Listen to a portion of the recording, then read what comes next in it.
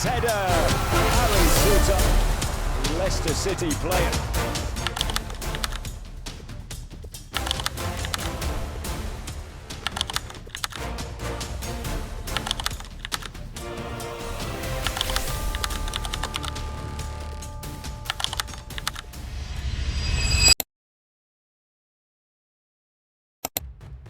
Jalan menuju Premier League jarang lurus, lebih sering berliku, penuh persimpangan yang tidak selalu jelas kemana mengarah, dan kadang jalurnya justru harus turun dulu sebelum bisa naik.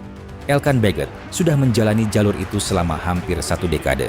Lahir di Bangkok, tumbuh di Jakarta dan Bintaro. Pindah ke Inggris, masuk Akademi Ipswich Town, lalu 5 kali dipinjamkan ke 5 klub yang berbeda, masing-masing dengan pelajarannya sendiri. Dan pada 16 Juli 2026, setelah 9 tahun lebih bersama Ipswich, satu babak ditutup. Millwall FC dengan kontrak jangka panjang menjadi rumah barunya di Championship, kasta kedua Liga Inggris. Ia belum sampai di Premier League, tapi tidak ada yang bisa bilang ia tidak sedang dalam perjalanan ke sana.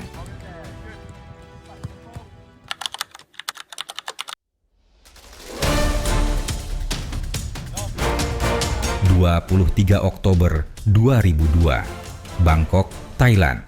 Elkan William Theo Baggott lahir dari ayah berkebangsaan Inggris dan ibu yang berasal dari Indonesia.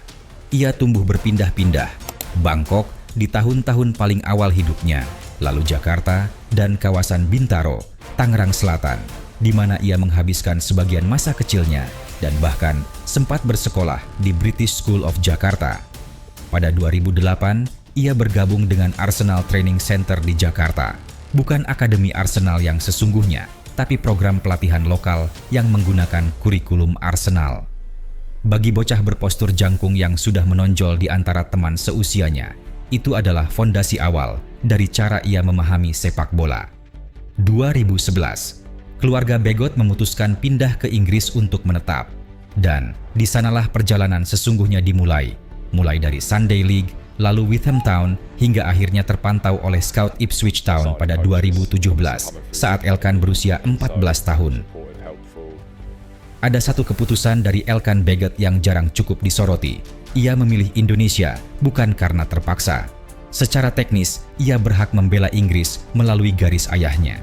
Tapi pada 2021, di usia 19 tahun, Elkan memilih menjadi warga negara Indonesia, mengambil KTP Indonesia, menyatakan secara resmi bahwa merah putih adalah warna yang akan ia bela. Itu adalah keputusan yang memiliki konsekuensi nyata. Di Liga Inggris, pemain non-EU menghadapi regulasi berbeda, tapi Elkan tidak berhitung dengan cara itu. Ia berhitung dengan cara yang lebih sederhana. Ini keluarganya, ini darahnya, ini yang ia inginkan.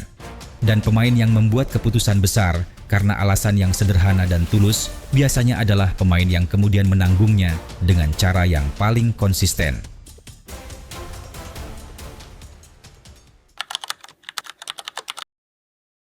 Setelah menandatangani kontrak profesional Ipswich pada awal 2021, Elkan tidak langsung diperhitungkan masuk tim utama.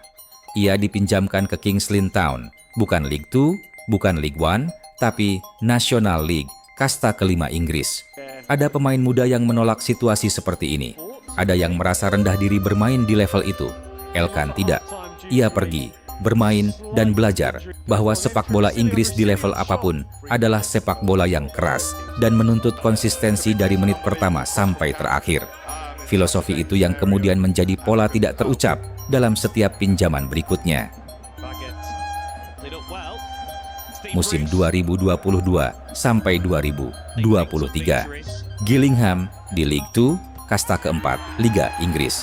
Elkan tidak hanya bermain, ia menjadi andalan lini belakang, mencetak beberapa gol dari posisi bek tengah, dan membuktikan bahwa ia bisa menjadi faktor dalam permainan ofensif dari set piece. Tapi yang paling dikenang dari periode Gillingham adalah satu malam di babak ketiga Carabao Cup musim 2022 sampai 2023. Gillingham menjamu Brentford, klub Premier League, dan Elkan Baggott ada di lapangan saat Gillingham menyingkirkan Brentford lewat adu penalti 6-5. Itu momen bersejarah. Elkan Baggett menjadi pemain Indonesia pertama yang tampil di babak 16 besar Carabao Cup, Piala Liga Inggris. Bukan cerita receh, Brentford saat itu adalah tim Premier League yang punya anggaran dan kualitas jauh di atas Gillingham. Pemain yang bisa membantu tim kasta keempat mengalahkan tim Premier League di Piala Liga, itu adalah pemain yang seharusnya bukan hanya bermain di kasta keempat. Setelah Gillingham, Elkan naik satu kasta, Cheltenham Town di League One, lalu Bristol Rovers juga League One.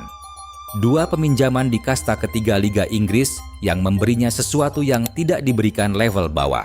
Tempo permainan yang lebih tinggi, lawan yang lebih taktis, dan tekanan yang lebih dekat dengan apa yang akan ia hadapi di Championship. Di Bristol Rovers, ia mulai mendapat kepercayaan sebagai starter reguler.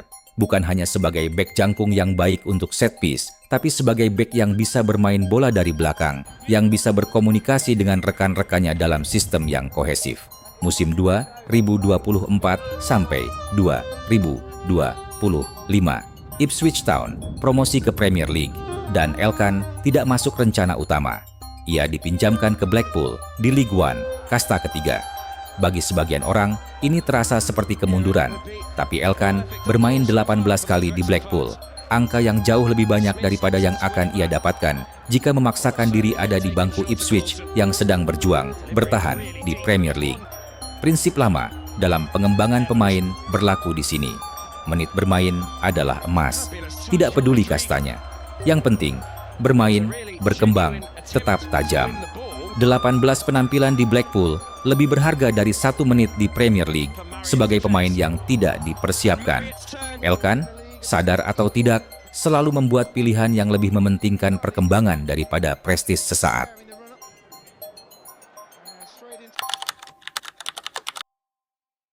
Piala Asia 2024 di Qatar.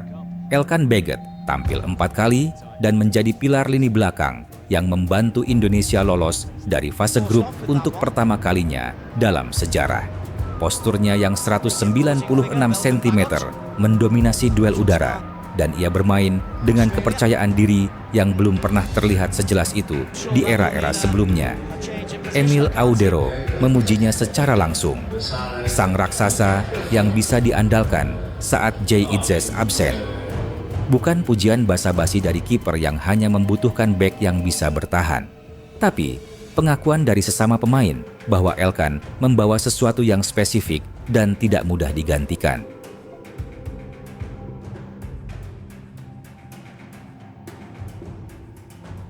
Tapi setelah Piala Asia 2024, nama Elkan menghilang dari skuad timnas. 2 tahun, seluruh babak kualifikasi Piala Dunia 2026 ronde ketiga dijalani tanpa dia. Sebuah kejadian di lingkungan internal timnas yang sampai sekarang belum jelas masalah pastinya. Publik Indonesia terbelah. Ada yang memahami, ada yang kecewa, ada yang marah. Dan Elkan dengan cara yang karakteristiknya tidak pernah banyak bicara di luar lapangan, menanggung semua itu dalam diam, yang tidak pernah berubah. Di media sosialnya, ia selalu merespons dengan cara yang sama. Tidak defensif, tidak menyerang balik, tidak menciptakan drama. Hanya pemain muda yang tahu bahwa di dunia digital, cara seseorang berperilaku di luar lapangan mencerminkan karakter yang sama di dalamnya. John Herdman datang, dan Elkan kembali. FIFA Series Maret 2026, Elkan masuk skuad, tampil melawan Saint Kitts and Nevis dan Bulgaria. Dan di FIFA Matchday Juni 2026, ia ada di starting 11 menghadapi Oman. Laga yang berakhir 3-0 untuk Indonesia, dengan Elkan menjaga lini belakang bersama Justin Hubner dan Rizky Ridho. John Herdman memujinya setelah laga. Dia seperti pejuang. 2 kata yang tidak butuh penjelasan panjang dari pelatih yang sudah terbiasa memilih kata dengan cermat. Total caps Timnas Indonesia per Juli 2026, 27. Tidak banyak untuk pemain berusia 23 tahun yang sudah hampir 1 dekade di sistem profesional. Tapi setiap capsnya punya cerita.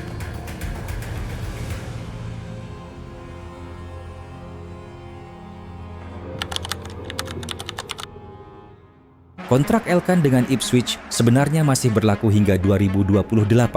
Tidak ada yang memaksanya pergi. Tapi ketika Ipswich naik ke Premier League untuk musim 2026 sampai 2027, Elkan tidak masuk 15 pemain yang dipertahankan untuk kasta tertinggi. Persaingan lini belakang terlalu ketat untuk seorang pemain yang 10 tahun bersama akademi, tapi hanya tampil 9 kali untuk tim utama. Millwall adalah solusi yang logis sekaligus menarik. Championship adalah kasta yang satu level di bawah Premier League. Tapi, dalam hal intensitas dan kualitas pertandingan, perbedaannya tidak selalu sebesar yang diasumsikan. Championship adalah liga yang sering disebut sebagai salah satu yang paling melelahkan di dunia. 46 pertandingan reguler, tidak ada jeda internasional panjang, pertandingan setiap 3 hari. Dan Millwall bukan tim Championship yang sedang bertahan. Musim lalu mereka finish posisi ketiga dan hampir promosi, kalah dari Hull City di babak playoff. Mereka adalah tim yang serius, dengan ambisi promosi yang nyata, dan dengan direktur sepak bola Steve Gallen yang sudah memantau Elkan dalam waktu yang cukup lama sebelum akhirnya memboyongnya. Saya sangat senang bisa membawa Elkan ke klub ini. Dia mendapatkan pengalaman berharga melawan lawan-lawan senior yang tangguh secara fisik, kata Gallen. Ini bukan basa-basi perekrutan.